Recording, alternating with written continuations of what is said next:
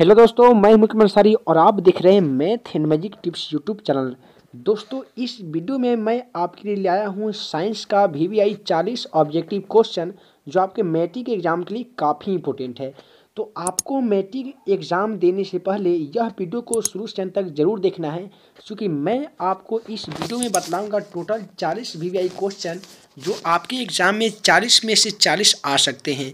तो इस वीडियो में केवल 40 ही क्वेश्चन लेंगे जो आपको प्रत्येक क्वेश्चन के लिए 1 मार्क्स एग्जाम में मिलेंगे। इससे पहले math, social science, Sanskrit, Urdu और नैन हिंदी का सभी का वीडियो ऑलरेडी चैनल पे अपलोड है, नहीं देखेंगे तो जाके देख सकते हैं।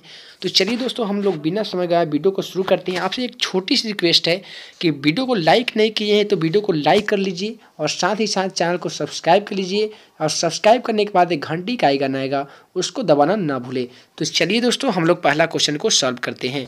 यहाँ पे आपका पहला क्वेश्चन दोस्तों दिया गया है कि गोलीय दर्पण के परावर्तक सतह पृष्ठ की वृत्ताकार सीमा रेखा का व्यास कहलाता है। यानी एक गोलीय दर्पण के परावर्तक सतह का पृष्ठ जो वृत्ताकार का सीमा रेखा होता है जिसका व्यास क्या कहलाता है। तो दोस्तों, आपका जो आंसर हो जाएगा ऑप्शन डी हो जाएगा, यानी गोलीय दर्पण का द्वारक। उसके बाद में मैं अगला क्वेश्चन में हम लोग देख रहे हैं कि निम्नलिखित में कौन उत्तल दर्पण की फोकस दूरी है। काफ़ी सिंपल क्वेश्चन दिया गया है जिसका त्रिज्या 32 सेमी दिया गया। देखिए, आपको पूछा गया है एफ, ठीक है, और आर दे दिया गया है आपका 32 सेमी। तो आपको मालूम होना चाहिए कि फोकस दूरी वक्रता त्रिज्या की आधी होती है। मैं इसको सिद्ध भी कर चुका हूँ, आप नहीं देखेंगे तो चैनल पर जाकर देख सकते हैं, जो आपको एग्जाम में 5 मार्क्स में पूछे जाएंगे। तो देखिए, आर का मान यहाँ पे 32 दिया गया है, तो 32/2 आप करेंगे तो आपका आएगा 16। अब आपको ऑप्शन में खोज लेना है, तो आपको ध्यान रहे -16 वाला नहीं खोजना है, आपको आंसर हो जाएगा +16, यानी आपका ऑप्शन सी में मौजूद था। दोस्तों, वीडियो को लास्ट तक जरूर देखिएगा, क्योंकि मैं आपको यह PDF देने वाला हूं जिससे मैं आपको अभी पढ़ा रहा हूं, ठीक है। तो आप वीडियो तक लास्ट तक नहीं देखेंगे तो आपको PDF किस तरीके से लेना है उसका रूल रेगुलेशन आपको मालूम नहीं चलेगा। उसके बाद में चूँकि इसमें बहुत अच्छे तरीके से सॉल्यूशन के साथ ये PDF बनाया गया है। देखिए, यहाँ पे पूरा सॉल्यूशन कर दिया गया है और उसके बाद में ये कैसे आया है वो वहाँ पे बता दिया गया है। तो आप PDF अगर ले लेते हैं तो आप बिना किसी टीचर के भी आसानी तरीके से समझ के याद कर सकते हैं। इसीलिए दोस्तों, वीडियो को लास्ट तक देखिए, चूँकि लास्ट में आपको PDF किस तरीके से लेना है वो मैं आपको बताऊँगा। देखिए, यहाँ पर दिया गया है, यदि किसी बिंब का प्रतिबिंब का आवर्धन ऋणात्मक है तो उस प्रतिबिंब की प्रकृति क्या होगी। तो वह प्रतिबिंब की प्रकृति दोस्तों होगी आपका ऑप्शन ए, यानी वास्तविक और उल्टा होगा, तभी प्रतिबिंब का आवर्धन ऋणात्मक यानी माइनस में होगा। उसके बाद में हम लोग अगला क्वेश्चन देखेंगे जो दिया गया है कि नेत्र में प्रवेश करने वाली प्रकाश की किरणों का अधिकांश अपवर्तन होता है। दिया गया है नेत्रोद अंतरपृष्ठ और बी में दिया गया नेत्र अभिनेत्र के अंतरपृष्ठ। और उसके बाद में हम लोग अगला इसका ऑप्शन देखेंगे, दो ऑप्शन, और 2 ऑप्शन कुछ यहाँ पे दिया गया है कर्निया के बाहरी पृष्ठ पर, और दिया गया है इनमें से कोई नहीं। आपका आंसर सही था कि कर्निया के बाहरी पृष्ठ पर, ठीक है। और उसके बाद में हम लोग क्वेश्चन नंबर 5 को देखेंगे, चूँकि हम लोग इसमें पूरे टोटल 40 क्वेश्चन देखेंगे। दिया गया कि जब सूर्य का प्रकाश वायुमंडल से गुजरता है तो वायु के सूक्ष्म कण के किस रंग को प्रकाश को अधिक प्रबलता से प्रकीर्णन होता है। यहाँ पे आपका हो जाएगा नीला, चूँकि आप पढ़े होंगे कि आकाश का रंग नीला दिखाई देता है, क्यों। उसके बाद में हम लोग अगला क्वेश्चन देखेंगे जो काफ़ी इंपॉर्टेंट है, और दिया गया भारत में उत्पादित प्रतिवर्ती विद्युत धारा की आवृत्ति कितना है। ऑप्शन दिया गया 50 हर्ट्ज और 60 हर्ट्ज, 70 हर्ट्ज और 80 हर्ट्ज। यहाँ पे आंसर हो जाएगा 50 हर्ट्ज, यानी आपका ऑप्शन ए सही है। उसके बाद में हम लोग अगला क्वेश्चन देखेंगे। दिया गया है कि किसी वोल्ट मीटर में स्केल पर 0 और 1 के बीच 20 विभाजन चिन्ह है, तो वोल्ट मीटर का अल्पतांक कितना होगा। तो यानी आपका दिया गया है कि 1 से लेकर 0, देखिए यहाँ पे सॉल्यूशन के साथ बताया गया है।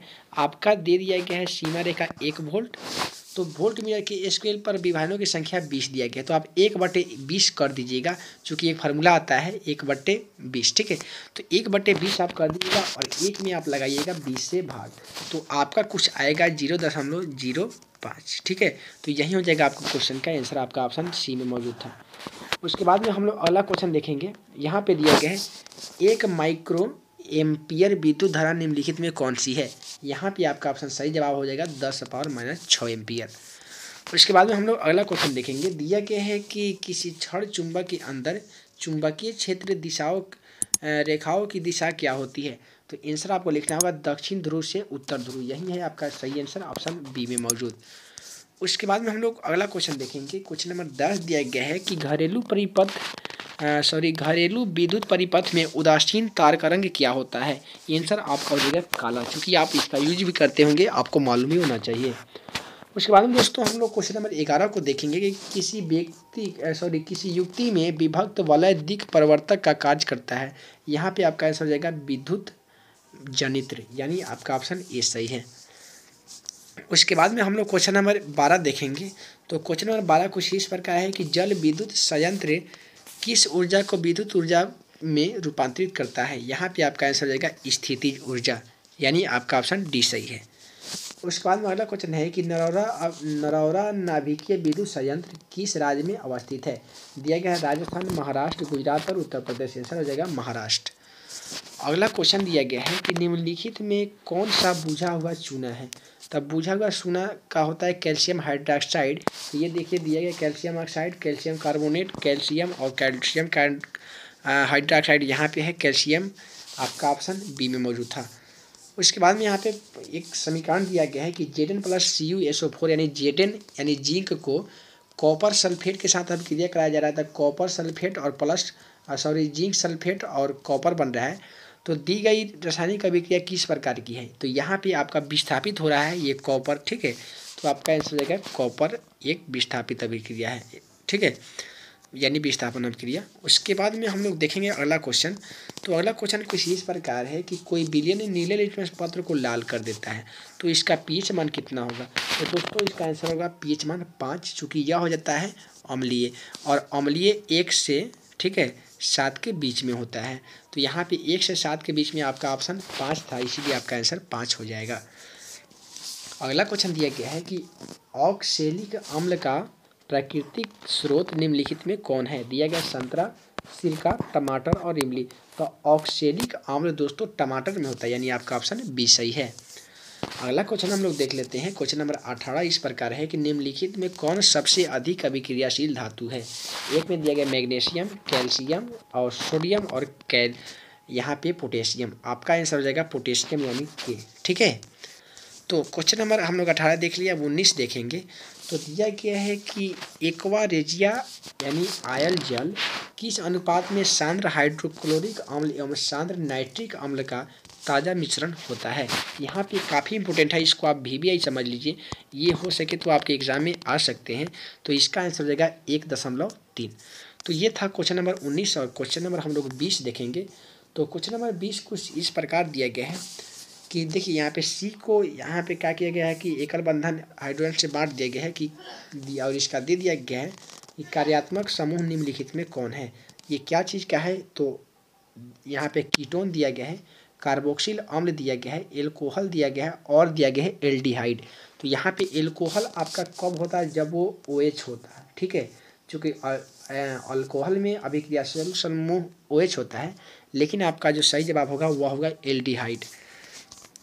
अगला क्वेश्चन दिया गया है कि प्रोपेन का आणविक सूत्र C3H8 है, इसमें कितने सहसंयोजक बंधन होते हैं।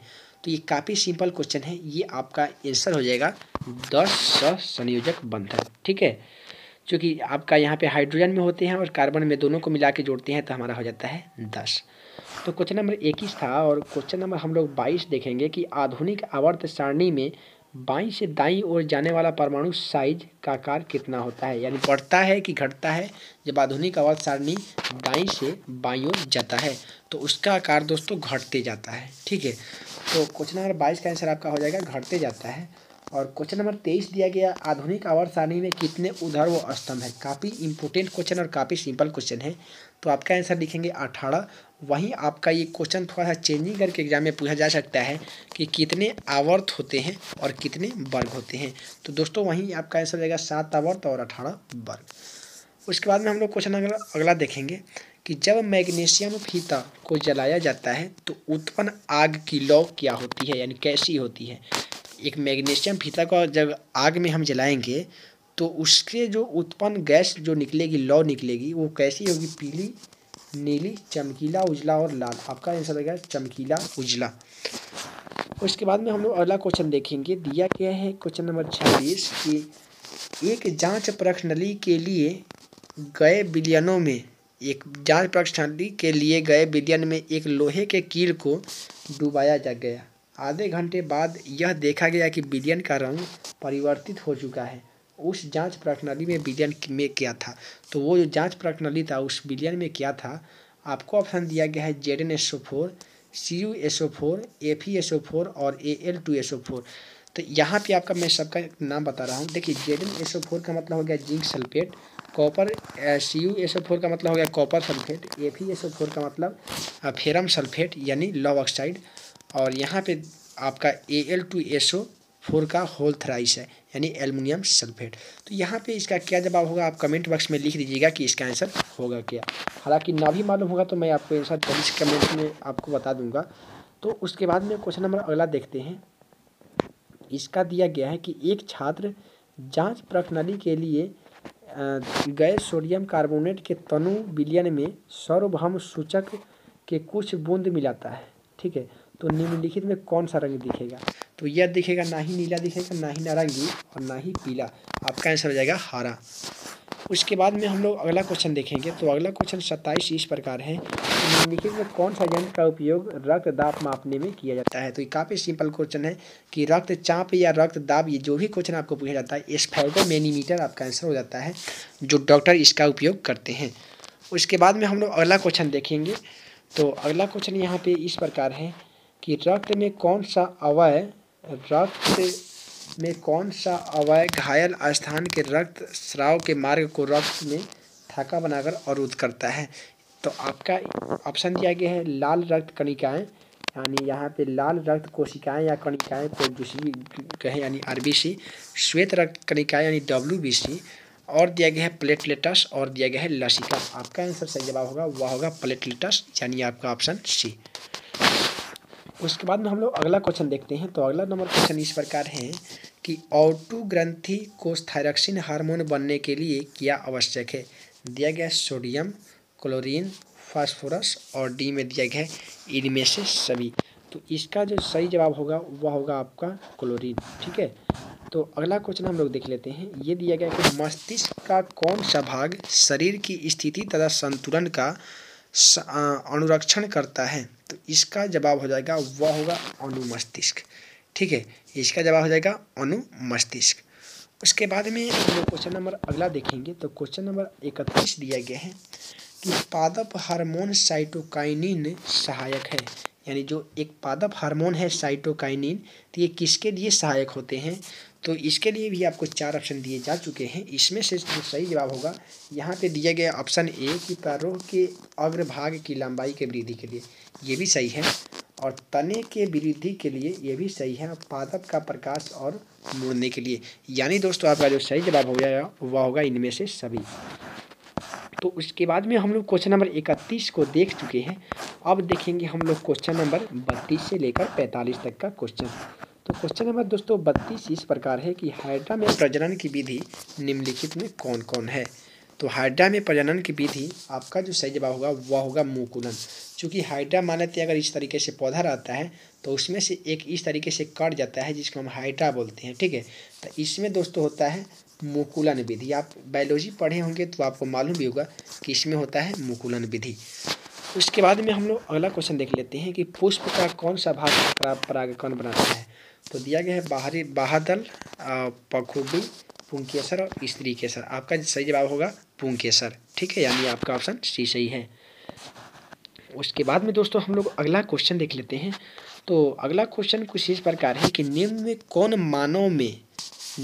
में कौन मानव में मादा जनन तंत्र का भाग नहीं है? यहाँ पे दिया गया अंडाशय। देखिए, अंडाशय आपका मादा में पाया जाता है यानी औरत में पाया जाता है। गर्भाशय भी पाया जाता है, तो ये भी आपका गलती है। सॉरी, ये भी सही है कि मादा जनन तंत्र पाया जाता है, अंडाशय भी पाया जाता है। डिम्बवाहिनी लिम्फवाहिनी भी पाया जाता है, लेकिन शुक्रवाहिका दोस्तों पुरुष में पाया जाता है। लेकिन आपका जो 3 ऑप्शन था ये था मादा जनन तंत्र में पाए जाने वाले, लेकिन ये जो आपका शुक्रवाहिका दिया गया है ये मादा जनन तंत्र में नहीं पाए जाते हैं, यानी आपका ऑप्शन C सही है। उसके बाद में क्वेश्चन नंबर 35 को देख लीजिए। काफ़ी इंपॉर्टेंट क्वेश्चन है कि वंशागत नियमों का प्रतिपादन किसने किया था? चार्ल्स डार्विन गलती है। रॉबर्ट हुक ये भी गलती है दोस्तों। ये रॉबर्ट हुक आपका ये क्या बोलते हैं कोशिका का खोज किए थे। ग्रेगर जॉन मेंडल ये आनुवंशिकता का जनक कहा जाते हैं, लेकिन आपका जो सही जवाब था यही था ग्रेगर जॉन मेंडल, और ये आनुवंशिकता और वंशागत नियमों का प्रतिपादन भी किए थे। तो उसके बाद में हम लोग क्वेश्चन नंबर 35 देख लिए और 5 क्वेश्चन और रह गया है, तो ध्यानपूर्वक वीडियो को देखते जाइए। और यहाँ पे आप लोग क्वेश्चन 36 को देख लीजिए कि स्त्रियों के लिए गुणसूत्र का युग्म होता है। युग्म का मतलब जोड़ा। तो देखिए एक्स वाई दिया गया है, तो एक्स वाई दोस्तों पुरुष में पाया जाता है। फिर दिया गया वाई वाई, तो वाई वाई ना स्त्री में और ना ही पुरुष में पाया जाता है इनमें से। और देखिए एक्स एक्स, देखिए मैं आपको बता रहा हूँ एक्स एक्स दोस्तों पाए जाते हैं लड़की में यानी स्त्री में, और एक्स वाई जो होते हैं ये आपको पुरुष हम लोग जैसे पुरुष में पाए जाते हैं। तो जितने भी गर्ल होते हैं उसमें एक्स एक्स पाए जाते हैं और एक्स वाई पाए जाते हैं पुरुष में, ठीक है। सॉरी, गर्ल में एक्स एक्स और एक्स वाई बॉयज में, यानी आपका यहाँ पे दिया गया है स्त्री का, तो स्त्री का आपका आंसर हो जाएगा एक्स एक्स। फिर अगला दिया गया है क्वेश्चन नंबर 37 कि मंड परीक्षण के लिए हरी पत्ती का आयोडीन डालने से पहले पत्ती को अल्कोहल में डुबाया जाता है। तो यहाँ पे आपका आंसर हो जाएगा मंड को घोलने के लिए ये भी सही था, क्लोरीन को घोलने के लिए ये भी सही है, पत्तियों को मुलायम करने के लिए ये भी सही है, यानी आपका ऑप्शन 4 दिया गया, इनमें से सभी यही हो जाएगा आपका क्वेश्चन का सही जवाब। के बाद में यहाँ पे अगला क्वेश्चन देख पा रहे होंगे, क्वेश्चन नंबर 38 दिया गया है कि स्लाइड को सर्वप्रथम कंपाउंड माइक्रोस्कोप से देखा जाता है। यहाँ पे लिखा गया 5x पे, 10x पे और 25x पे और 45x पे। यहाँ पे आपका आंसर 10x पे आंसर सही हो जाएगा। तो ये था क्वेश्चन नंबर 38, और क्वेश्चन नंबर 39 को मैं आपको बता रहा हूँ। तो क्वेश्चन नंबर 39 दिया गया है कि दो तंत्रिका कोशिका के मध्य खाली स्थान को क्या कहते हैं। तो दोस्तों इसको कहते हैं सिनेप्स। आपको हो सके तो सिनेप्टिक दरार भी दे सकता है, क्योंकि सिनेप्स और सिनेप्टिक दरार दोनों एक ही शब्द है। तो ये आपका ये तो दोनों गलती था, यही गलती था, आपका आंसर सही था, वह था सिनेप्स। उसके बाद में क्वेश्चन नंबर 40 वीडियो का लास्ट क्वेश्चन है कि निम्नलिखित में कौन आहार श्रृंखला का निर्माण करता है। तो देखिए घास, घास से गेहूँ, गेहूँ से आम, गलती है। और उसके बाद में देखिए घास, घास खाती है बकरी को, बकरी खाती है मानव। चलिए ये सही आपका होना चाहिए। और बाय ये भी गलती है, ये भी गलती है। आपका जो सही जवाब हो जाएगा वह हो जाएगा आपका ऑप्शन बी। तो दोस्तों ये था आज का साइंस का काफ़ी महत्वपूर्ण VBI ऑब्जेक्टिव क्वेश्चन, जो आपके मैट्रिक एग्ज़ाम के लिए काफ़ी इंपॉर्टेंट है। तो आपको मैट्रिक एग्ज़ाम में जाने से पहले मेरे वीडियो को ध्यानपूर्वक देख लीजिएगा, ताकि आपको एक भी प्रश्न एग्ज़ाम में दिक्कत ना हो आपको बनाने में। तो चलिए मैं दोस्तों आपको यह PDF देने वाला हूं, तो आप PDF कैसे ले सकते हैं, तो उसके लिए आपको क्या करना होगा, इसी वीडियो को, ठीक है, इस वीडियो को लाइक कर दीजिए, और इसी वीडियो को डिस्क्रिप्शन बॉक्स में एक व्हाट्सएप ग्रुप का लिंक दिया गया है, ठीक है, एक व्हाट्सएप ग्रुप का लिंक दिया गया है, उसी लिंक पे आप क्लिक कर दीजिए और चले जाइए मेरे व्हाट्सएप ग्रुप पे। वहाँ पे मैं पूरे जितने भी इम्पोर्टेंट PDF होते हैं मैं प्रदान करते रहता हूँ, तो वहाँ पे आप जाके PDF प्राप्त कर सकते हैं। तो दोस्तों हमें उम्मीद है कि आप वीडियो को लाइक कर चुके होंगे, अपने दोस्तों में शेयर कर चुके होंगे, और जो लोग नए होंगे चैनल पे उनसे रिक्वेस्ट करता हूँ कि आप लोग चैनल को सब्सक्राइब कर लिए, ताकि आगे आने वाली वीडियो आपसे न छूटे। तो दोस्तों हम जल्द मिलेंगे एक नए वीडियो में नए VBI प्रश्न के साथ। तब तक के लिए सभी को धन्यवाद।